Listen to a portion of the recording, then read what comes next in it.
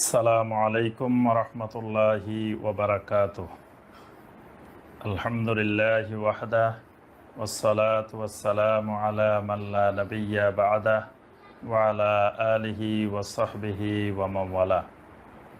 যে সিয়াম ভঙ্গের কারণগুলো আমাদের জেনে রাখা ভালো, তাহলে আমাদের সিয়াম পালন করতে অনেক সুবিধা হয়। তো সিয়াম ভঙ্গের আসলে অনেকগুলো কারণ রয়েছে, আবার কিছু কিছু কারণ রয়েছে একটু একতলাপও রয়েছে। তা আমরা প্রথমে সহজে বোঝার জন্য সিয়াম ভঙ্গের কারণগুলোকে দুই ভাগে ভাগ করব। এক ভাগ হলো যেগুলো শরীরের ভিতরে ঢুকানো, আরেক ভাগ হলো শরীর থেকে বের করা। অর্থাৎ সিয়ামের সম্পর্কটা আমাদের শরীরের সাথে। তাহলে শরীরে কিছু জিনিস ঢুকাইলেও সিয়াম ভেঙে যায়, আবার শরীর থেকে কিছু জিনিস বের করলেও সিয়াম ভেঙে যায়। তো এই দুই ভাগে যদি আমরা বুঝি সহজ বুঝতে পারবো। অনেক ফুকাহায়ে কেরাম অনেকভাবে ব্যাখ্যা করেছেন, বিভিন্নভাবে কিতাবে এসেছে। কোনো জায়গায় সিয়াম ভঙ্গের কারণ 5টি, কোনো জায়গায় 6টি, 7টি এসেছে। তো যা এসেছে সবগুলোকে আমরা দুই ভাগে ভাগ করব।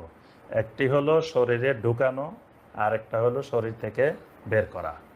তো শরীরে ঢুকানো কি প্রথমে আমরা ঢুকানোর বিষয়গুলো আসি, যে এই জিনিসগুলো ঢুকাইলে সিয়াম ভেঙে যাবে। প্রথম কথা হলো যে শরীরের ভিতরে কোনো ধরনের খাবার, কোনো ধরনের পানীয় বা খাবার এবং পানীয়ের মতো খাবার এবং পানীয়ের স্থলাভিষিক্ত কোনো জিনিস শরীরের মধ্যে ঢুকানো, এটি ঢুকাইলে সিয়াম ভেঙে যাবে। প্রথমে আমরা খাবার তো বুঝলাম যে খাবার ঢুকানো যাবে না। যে কোনো খাবার, যে কোনো কিছু বাইরের থেকে আমরা ভিতরে ঢুকাইলেই সিয়াম ভেঙে যাবে। কোনো পানীয়, যে কোনো ধরনের পানীয়, সেটা সাধারণ পানি হোক, শরবত হোক, জুস হোক, যাই হোক, যে কোনো পানীয় যদি আমরা ঢুকাই, খেয়ে নিই, তাহলে সিয়াম ভেঙে যাবে। আর এর সাথে আরেকটি কথা বলছি যে খাবারের স্থলাভিষিক্ত বা পানীয়ের স্থলাভিষিক্ত যদি কিছু হয়, তাহলেও সিয়াম ভেঙে যাবে। খাবারের স্থলাভিষিক্ত কেমন? যেমন কারো শরীরে রক্ত শূন্যতা দেখা দিয়েছে, তার এখন রক্ত দরকার। তো তার শরীরে যদি রক্ত দেওয়া হয়, তো এই রক্তটা কিন্তু খাবারের কাজ করতেছে। অর্থাৎ খাবারের দ্বারা, পানীয়ের দ্বারা যে পুষ্টি হতো শরীরে, সেই পুষ্টিটা এই রক্ত দেওয়ার মাধ্যমে হচ্ছে। তো এই কারণে তখন এই রক্তটা দিলেও তার সিয়াম ভেঙে যাবে। আর পানীয়ের স্থলাভিষিক্ত যেমন ধূমপান। ধূমপান কিন্তু সরাসরি সে পানিও খায় না, শরবতও খায়নি, কিন্তু কিছু ধোঁয়া সে টেনেছে, এই ধূমপান করলেও তার সিয়াম ভেঙে যাবে। কারণ এই ধোঁয়া টানাটাকে আমরা পান বলে থাকি, ধূমপান। আরবিতে বলা হয় শরবত দোকান, যে দোকান পান করা। তো যেহেতু এটাও পান করার অন্তর্ভুক্ত, অর্থাৎ এই জাতীয় হুক্কা বা এই বিড়ি, সিগারেট, এই জাতীয় ধূমপান, এগুলো যদি আমরা স্বেচ্ছায় আমরা গ্রহণ করি, খাই বা পান করি, এগুলো খাওয়া এবং পান করা স্থলাভিষিক্ত, তাহলে সিয়াম ভেঙে যাবে। তবে এখানে শর্ত হলো স্বেচ্ছায়। যদি আমরা স্বেচ্ছায় খাই, স্বেচ্ছায় পান করি, বা স্বেচ্ছায় খাবার এবং পানীয়ের স্থলাভিষিক্ত কোনো কিছু আমাদের শরীরে ঢুকাই, তাহলে সিয়াম ভেঙে যাবে।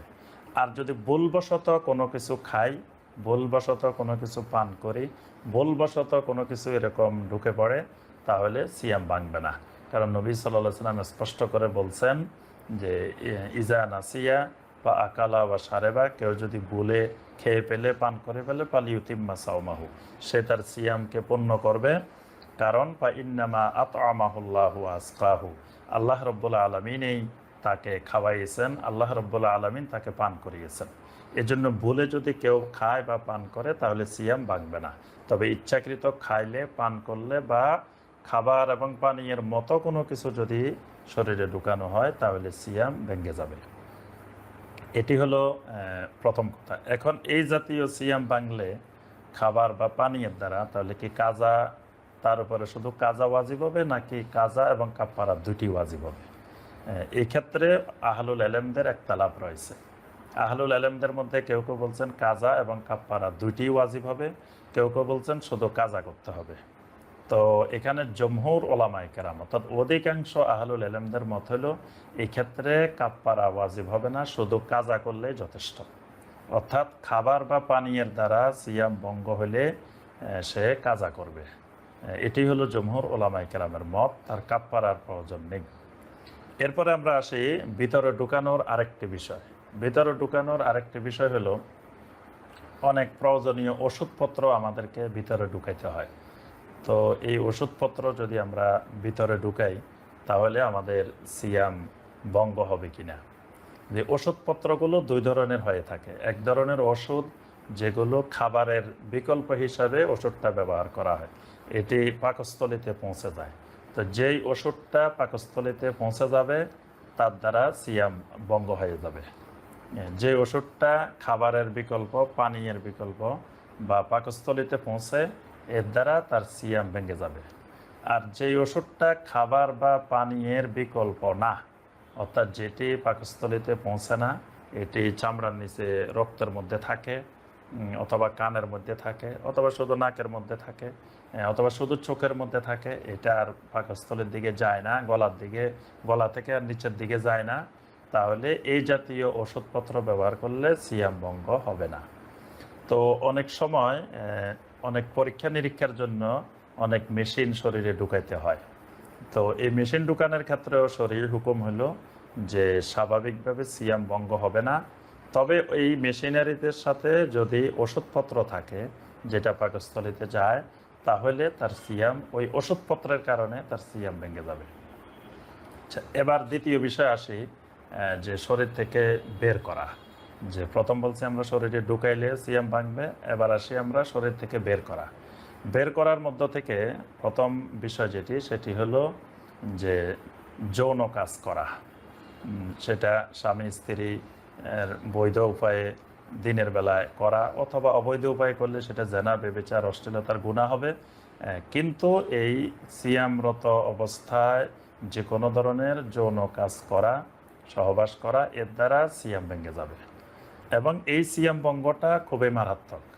এই জাতীয় সিয়াম ভঙ্গের দ্বারা কাজা এবং কাফফারা দুটি ওয়াজিব হবে। এটি সকল ফুকাহায়ে কেরামের, সকল আহলুল ইলমের ঐক্যমত যে ইচ্ছাকৃতভাবে কোনো ব্যক্তি স্বামী স্ত্রী যদি দিনের বেলায় যৌন কাজ করে তাহলে তার সিয়াম ভেঙে যাবে। পাশাপাশি তাদের দুইজনের উপরে কাজা এবং কাফফারা দুটি ওয়াজিব হবে। কাজা হলো এক সিয়ামের পরিবর্তে একটি, কাফফারা হলো 60টি এক আদারে, অর্থাৎ এক আদারে 2 মাস সিয়াম পালন করবে।